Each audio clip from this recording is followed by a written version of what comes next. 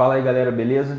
Bem-vindos a mais um vídeo aí no canal e nesse vídeo de hoje eu vou fazer para vocês as questões de biologia do Enem de 2015. Para isso eu vou usar o caderno azul. A única diferença desse caderno para outros é a cor da capa e que isso faz alterar a ordem das questões. Se você por acaso estiver se baseando em outro caderno aí, não tem muito problema, é só se você localizar aonde que está a questão que eu estiver falando. Como vocês já devem saber, o Enem se divide em 5 partes. A biologia está incluída dentro de ciências da natureza e suas tecnologias, que é uma parte que tem 45 questões, sendo 15 de biologia, 15 de física e 15 de química. Se você quiser os de física e química, se inscreve aí no canal que em breve o vídeo vai estar disponível. Mas por enquanto vamos aí fazer o de biologia. Então, questão número 46. Hipoxia ou mal das alturas consiste na diminuição de oxigênio, O2, no sangue arterial do organismo. Por essa razão, muitos atletas apresentam mal-estar, dores de cabeça, tontura, falta de ar, etc., ao praticarem atividade física em altitudes elevadas. Nessas condições, ocorrerá uma diminuição na concentração de hemoglobina oxigenada, HbO2, em equilíbrio no sangue, conforme a relação. Aí você tem a hemoglobina reagindo com o oxigênio dissolvido no sangue, formando a hemoglobina oxigenada. A alteração da concentração de hemoglobina oxigenada no sangue ocorre por causa do ou da. Então, o que tem que ficar entendido nessa questão é o seguinte: quando você vai para um lugar que tem uma altitude maior, você está enfrentando uma situação de pressão atmosférica menor. Se a pressão atmosférica é menor, a pressão parcial de todos os gases ali vai estar menor, inclusive a do oxigênio, que está na atmosfera e você usa para respirar. Então a gente fica aí com a alternativa D, queda da pressão parcial de oxigênio. O que poderia confundir aqui, é que isso também é muito falado em sala de aula, é o fato de que se você vai para um lugar de maior altitude, com alguns dias de antecedência em relação ao dia que você vai praticar o esporte ou alguma coisa do tipo, seu corpo tem um mecanismo de produzir maior quantidade de hemácias para compensar isso. E algo parecido com isso está escrito na alternativa E, então toma cuidado aí para não confundir. Questão 47. A indústria têxtil utiliza grande quantidade de corantes no processo de tingimento dos tecidos. O escurecimento das águas dos rios causado pelo despejo desses corantes pode desencadear uma série de problemas no ecossistema aquático. Considerando esse escurecimento das águas, o impacto negativo inicial que ocorre é o ou a. Então, pessoal, o que está acontecendo na situação? Então, pessoal, eu fiz esse desenho aqui para tentar mostrar para vocês o que tem que ficar entendido nessa questão. De azul aqui eu fiz a água e em vermelho aqui eu fiz seres fotossintetizantes. Uma alga, uma possível planta aquática e os pontinhos representando fitoplâncton, os micro-organismos que vivem na superfície e que fazem fotossíntese diretamente recebendo a luz do sol. Só que o que acontece? Se você tiver um despejo de tinta aqui, você vai cobrir essa superfície aqui com uma camada escura. Essa camada escura na superfície vai impedir que o raio de luz atravesse a superfície da água e permita que essa galera aqui faça fotossíntese.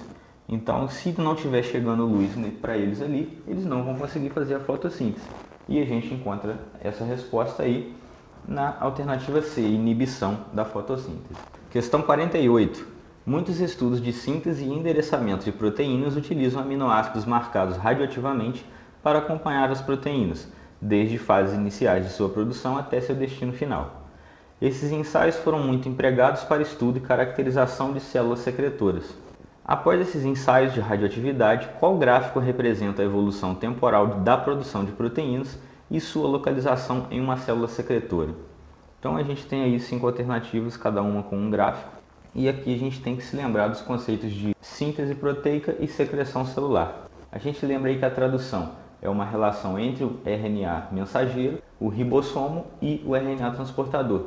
Mas onde que você encontra maior quantidade de ribossomos fora do núcleo? Justamente no retículo endoplasmático rugoso. Então ali no retículo endoplasmático rugoso que vai acontecer a síntese de proteína. Então inicialmente a gente vai encontrar a maior quantidade desse aminoácido radioativo no retículo. Depois que a proteína é produzida, ela precisa ser empacotada e mandada para fora da célula. Quem se responsabiliza por isso é uma organela chamada complexo de Golgi. Aí no caso na questão está escrito complexo golgiense, é a mesma coisa. No complexo, a proteína sofre um empacotamento, ela é envolta por uma membrana também e enviada para fora da célula. Então a gente está vendo que o caminho aí do aminoácido radioativo seria ficar em retículo endoplasmático, logo depois sistema de Golgi e depois a vesícula de secreção que o Golgi produziu. Então, conforme passa o tempo, a gente tem que ter maior radioatividade no retículo, depois no complexo, depois na vesícula. Isso está aí na alternativa C. Também é interessante observar no gráfico aí que, apesar de ter passado a maior parte da radioatividade de um para o outro, no anterior ainda fica um resquício, mostrando aí que nem todos os aminoácidos radioativos foram utilizados. E também lembrar um pouquinho do conceito da meia-vida. Então, questão 54. Um importante princípio da biologia relacionado à transmissão de caracteres e à embriogênese humana foi quebrado com a descoberta do microquimerismo fetal. Microquimerismo é o nome dado ao fenômeno biológico referente a uma pequena população de células ou DNA presente em um indivíduo, mas derivada de um organismo geneticamente distinto. Investigando-se a presença do cromossomo Y, foi revelado que diversos tecidos de mulheres continham células masculinas. A análise do histórico médico revelou uma correlação extremamente curiosa. Apenas as mulheres que antes tiveram filhos homens apresentaram microquimerismo masculino. Essa correlação levou à interpretação de que existe uma troca natural entre células do feto e maternas durante a gravidez. E ele pergunta: o princípio contestado com essa descoberta relacionado ao desenvolvimento do corpo humano é o de que... Então, se no seu estudo você aprende que todas as células do seu corpo vieram daquele zigoto feito pelo espermatozoide e o óvulo, formaram uma única célula ovo, então por sucessivas mitoses isso aí se tornou um corpo pluricelular, que no caso é você. Mas aí você faz um exame médico e descobre que tem células de outra pessoa em você e você não sabe como. Aí a gente também se deparou com o termo quimerismo. Se você lembrar lá da mitologia, você tem aquela criatura, a quimera, que é a cabeça de leão, cabeça de bode, rabo de dragão, cospe fogo. Enfim, não lembro direito aí as partes que fazem ela, mas são partes de indivíduos diferentes formando uma única coisa. E no caso aí das mulheres estudadas, elas têm células masculinas no seu corpo, mas elas provieram do seu filho durante a gestação. Então a situação correta aí está na alternativa E. As nossas células corporais provêm de um único zigoto. Nesse caso a gente está vendo que isso não aconteceu. Algumas células não vieram do zigoto que gerou essa pessoa adulta. Questão 56. Algumas raças de cães domésticos não conseguem copular entre si, devido à grande diferença em seus tamanhos corporais. Ainda assim, tal dificuldade reprodutiva não ocasiona a formação de novas espécies, especiação. Essa especiação não ocorre devido ao ou a... Parando para pensar, você encontra centenas de raças de cães. Então você tem desde aquele minúsculo pincher até o gigantesco São Bernardo. Essa diferença corporal muitas vezes impede que eles cruzem entre si. Mas por que essa situação não leva a formar uma espécie nova? A gente não vai ter uma espécie São Bernardo, uma espécie pincher.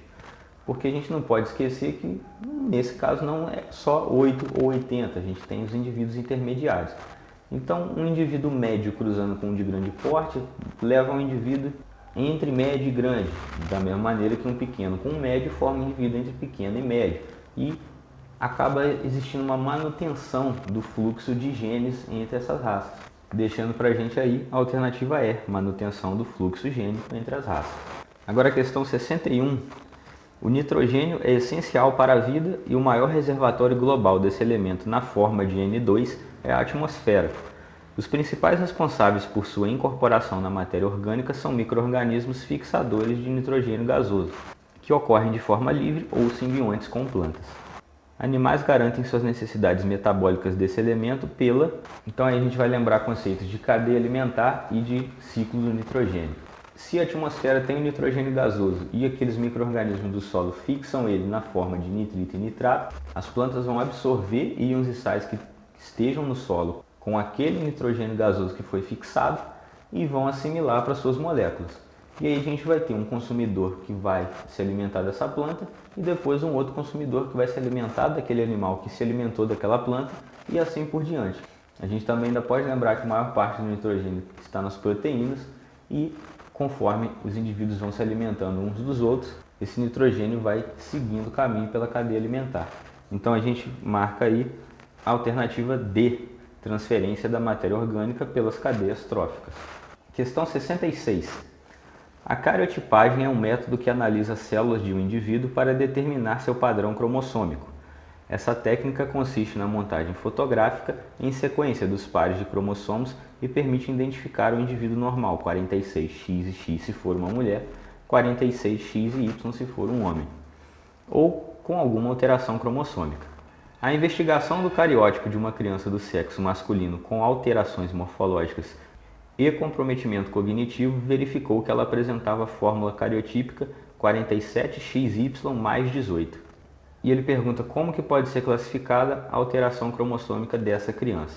Então a gente lembra aí que o ser humano tem 23 pares de cromossomos, sendo 22 somáticos e um par sexual, que é o X e o Y, X e X, dando um total de 46 cromossomos em cada célula. Mas no caso do cariótipo da criança apareceu isso aqui. Qual que é o significado? 47XY mais 18. Tem um a mais aqui e está escrito mais 18. Isso aqui, mais 18, significa proibido para menores de 18 anos? Não, não é isso. Significa que a gente tem um a mais do cromossomo 18. Numa falha meiótica de algum dos gametas que formou essa criança, a gente teve uma situação de 2 cromossomos 18 estarem presentes para juntar com um do outro gameta e aconteceu que ficaram 3 cromossomos 18, dando um a mais aqui. É uma situação idêntica à da trissomia do 21, que é o caso da síndrome de Down, mas dessa vez aconteceu no cromossomo 18. Então, se ele não está com a sua ploidia normal, a gente vai ter uma situação de aneuploidia, como diz aí na alternativa E, numérica, porque está alterando o número de cromossomos. Questão 67. Durante uma expedição, um grupo de estudantes perdeu-se de seu guia. Ao longo do dia em que esse grupo estava perdido, sem água e debaixo de sol, os estudantes passaram a sentir cada vez mais sede. Consequentemente, o sistema excretor desses indivíduos teve um acréscimo em um dos seus processos funcionais. Está perguntando então o que o sistema excretor fez nessa situação. Você vê que a galera está passando um aperto danado, perdido do guia, debaixo de sol, sem água. O que isso tem a ver com o sistema excretor? O que o sistema excretor pode fazer para tentar dar uma força para essa molecada aí? Se você está debaixo do sol, você está aumentando a sua temperatura do corpo, automaticamente você começa a suar. Se você está suando, você está perdendo água através da pele. Se você está nessa expedição aí, você está andando, o seu corpo está consumindo água para os processos metabólicos. E aí o fundamental, se você não tem água para tomar, você não tem como repor aquela água que está sendo perdida. E mesmo assim, o seu sistema excretor ainda precisa filtrar o seu sangue e vai produzir urina. Então você vai perder água. Só que numa situação de estresse hídrico, o sistema automaticamente tenta economizar água. Então você vai eliminar menos água através da urina. Mas se a urina é uma solução, que o solvente é a água e os solutos são as excretas, quando você diminui a eliminação de água, você está reduzindo a quantidade de solvente. Então a concentração daqueles solutos vai aumentar. Deixando aí pra gente a alternativa D, produzir urina com maior concentração de sais. Agora a questão 69. Normalmente as células do organismo humano realizam a respiração aeróbica, na qual o consumo de uma molécula de glicose gera 38 moléculas de ATP. Contudo, em condições anaeróbicas, o consumo de uma molécula de glicose pelas células é capaz de gerar apenas 2 moléculas de ATP. E aí ele colocou um gráfico aí que é um pouco assustador, a princípio assim você olha, tem várias curvas estranhas, e ele te pergunta: qual curva representa o perfil de consumo de glicose para a manutenção da homeostase de uma célula que inicialmente está em uma condição anaeróbica e é submetida a um aumento gradual da concentração de oxigênio? No gráfico aí a gente tem no eixo horizontal concentração de oxigênio indo de 7 até 42 e no eixo vertical a gente tem o consumo de glicose indo de 0 até 40. Só que um dos segredos da questão é você olhar a palavra homeostase. O que significa isso? É um metabolismo constante, sem ter uma alteração explosiva, sem ter uma redução, você vai manter a atividade da célula de uma maneira mais ou menos estável. Agora vamos ao desenvolvimento do raciocínio. Se a célula tem uma certa tarefa para fazer e ela demanda uma certa quantidade de energia, só que ela não tem o oxigênio para poder fazer a respiração aeróbica. Então ela faz uma fermentação que vai liberar apenas 2 ATP para cada glicose consumida. Então suponha, a célula precisa de 38 ATPs para fazer aquela tarefa. Se ela tiver na fermentação que uma glicose produz 2 ATP, ela vai precisar queimar 19 glicoses para produzir os 38 ATPs. Mas se ela tiver do oxigênio para usar, o que a gente vai estar lidando? Uma glicose só já fornece os 38. Então, se você aumentar gradualmente a concentração do oxigênio, a queima de glicose que estava muito alta tende a cair conforme passa o tempo. Então, a gente tem que procurar aí no gráfico uma curva que está lá no alto no início e no final ela está bem baixa. A gente vê que essa curva aí é a número 5 com os traços grandes, sendo assim a alternativa E. Questão 72. Tanto a febre amarela quanto a dengue são doenças causadas por vírus do grupo dos arbovíros, pertencentes ao gênero Flavivírus, existindo 4 sorotipos para o vírus causador da dengue. A transmissão de ambas acontece por meio da picada de mosquitos como o Aedes aegypti. Entretanto, embora compartilhem essas características, hoje somente existe vacina no Brasil para a febre amarela e nenhuma vacina efetiva para a dengue. Esse fato pode ser atribuído a quê? Então vamos lembrar como é que funciona uma vacina.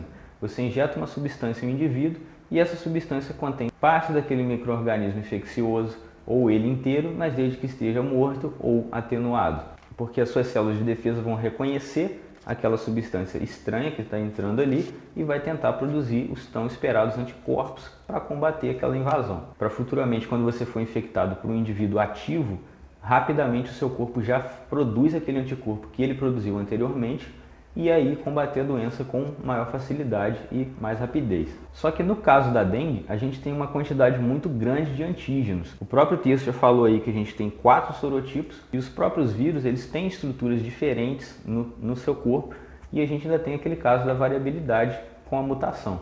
Essa grande variabilidade não está presente no da febre amarela, então a gente consegue produzir uma vacina que fica por muito tempo funcionando e no caso da dengue a gente não consegue. Então a gente vai marcar aí a alternativa B, que a gente tem uma alta variabilidade antigênica, então é uma grande quantidade de antígenos para o sistema imunológico combater e ele acaba não conseguindo em relação ao vírus da febre amarela. Agora a questão 74. A palavra biotecnologia surgiu no século XX quando o cientista Herbert Boyer introduziu a informação responsável pela fabricação da insulina humana em uma bactéria para que ela passasse a produzir a substância. As bactérias modificadas por Herbert Boyer passaram a produzir insulina humana porque receberam o quê? Então eu desenhei aqui mais ou menos o que o camarada fez. A gente teria um cromossomo humano, cujo um trecho dele é responsável por produzir insulina. Esse trecho é chamado de gene. Ele pegou esse gene e transferiu para uma bactéria, incorporando ao conjunto genético já da bactéria. A bactéria agora que possui o gene de produzir insulina vai produzir a insulina normalmente e vai acabar virando uma escrava de laboratório para produzir insulina. E aí a gente vai marcar a alternativa A sequência de DNA codificante de insulina humana. Questão 78. A definição de queimadura é bem ampla, porém basicamente é a lesão causada pela ação direta ou indireta produzida pela transferência de calor para o corpo. A sua manifestação varia desde bolhas, também chamadas flictenas, até formas mais graves, capazes de desencadear respostas sistêmicas proporcionais à gravidade da lesão e sua respectiva extensão. Muitas vezes os primeiros socorros prestados à vítima, ao invés de ajudar, acabam agravando ainda mais a situação do paciente. Ao se deparar com um indivíduo que sofreu queimadura com formação de flictena, ou seja, bolhas, o procedimento de primeiros socorros deve ser realizado antes de encaminhar o paciente ao hospital. Eu particularmente achei essa questão uma bela de uma porcaria, mas vamos fazer. Quando você tem a formação da bolha, você já deve ter tido bolha na sua vida, você vê que ela é um inchaçozinho que tem água ali dentro. E todo mundo fala, não estoura, não é legal estourar a bolha. Se você estourar a bolha, você vai estar perdendo uma certa quantidade de água. Agora imagine um indivíduo que sofreu uma queimadura. Ele já vai estar debilitado porque ele vai acabar desidratando muito e a formação da bolha vai dar um acúmulo de água que não é interessante ser perdido. Então você precisa cobrir essa bolha com algum tipo de coisa molhada para manter uma hidratação daquele local pelo menos. Então a gente fica aí com a alternativa E, cobrir a flictena com gases molhados para evitar a desidratação. Agora a questão 83, os anfíbios representam o primeiro grupo de vertebrados que evolutivamente conquistou o ambiente terrestre. Apesar disso, a sobrevivência do grupo ainda permanece restrita a ambientes úmidos ou aquáticos, devido à manutenção de algumas características fisiológicas relacionadas à água. Uma das características a que o texto se refere é qual? Então a gente tem aí algumas características que fazem os anfíbios precisarem viver em ambientes úmidos ou aquáticos.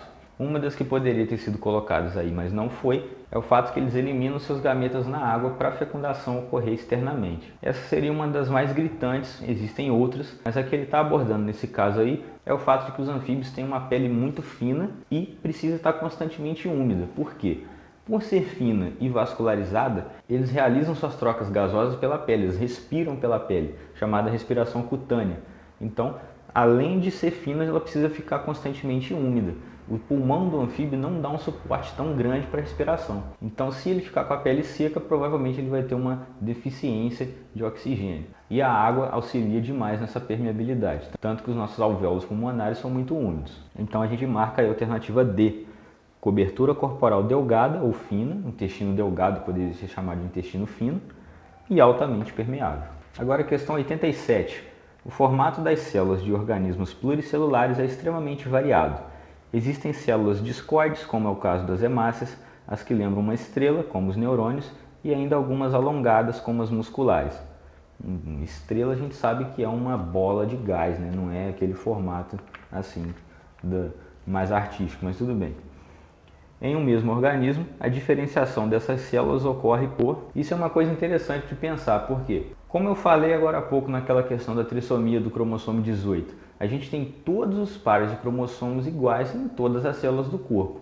Então, como é que a gente pode ter uma célula do olho, que é responsável por captar luz, e uma célula hepática, que é responsável por fazer diversos processos metabólicos diferentes? Então, o que causa essa diferenciação? Os genes que vão determinar tanto o formato e o metabolismo das células estão presentes nos cromossomos, mas em diferentes locais do corpo os genes se expressam de maneiras diferentes. Então a gente pode considerar que os genes de atividade de fígado estão desligados nas células do olho e os genes de atividade ocular estão desligados nas células do fígado. Da mesma maneira, isso se aplica a todo o resto das células do corpo, deixando a gente com a alternativa D, expressarem porções distintas do genoma. Então, dependendo do local do corpo, dependendo do tipo de célula, elas expressam genes específicos que as outras não vão expressar. Agora, para encerrar, uma questão bem fácil, que é a 89, que diz o seguinte: Euphorbia mili é uma planta ornamental amplamente disseminada no Brasil e conhecida como coroa de Cristo. O estudo químico do látex dessa espécie forneceu o mais potente produto natural moluscicida, a milhamina L. E ele pergunta o seguinte: o uso desse látex em água infestada por hospedeiros intermediários tem potencial para atuar no controle de... e colocou uma lista de 5 doenças. Então, a palavra-chave aí seria a palavra moluscicida. Só você pensar, se a gente tem um inseticida, a gente quer matar insetos. Então, o moluscicida seria para matar moluscos. E aí a gente vai procurar, nas alternativas, uma doença cujo hospedeiro intermediário, como ele próprio falou aí, seja um molusco. E aí a gente tem o caso do caramujo, que vive no fundo de algumas lagoas, que é o hospedeiro intermediário do plateuminto que causa a esquistossomose. Alternativa E. Então, pessoal, obrigado aí por assistir. Se você gostou, curte aí para dar aquela força, é só você clicar aqui, se inscreve no canal também. Curta a nossa página lá no Facebook, o link vai ficar aqui na descrição. Se você está interessado em ver outras resoluções de prova, em breve eu vou postar para vocês. Caso você também se interesse em outros conteúdos, se você quiser ver um pouco das nossas discussões que a gente faz, dá uma olhada nos vídeos da página. Em breve vai aparecer uma quantidade maior de podcasts, alguns experimentos caseiros e outras coisas mais. Agradeço aí quem puder dar aquela força e boa sorte aí na prova que você for fazer. Um abraço, até a próxima.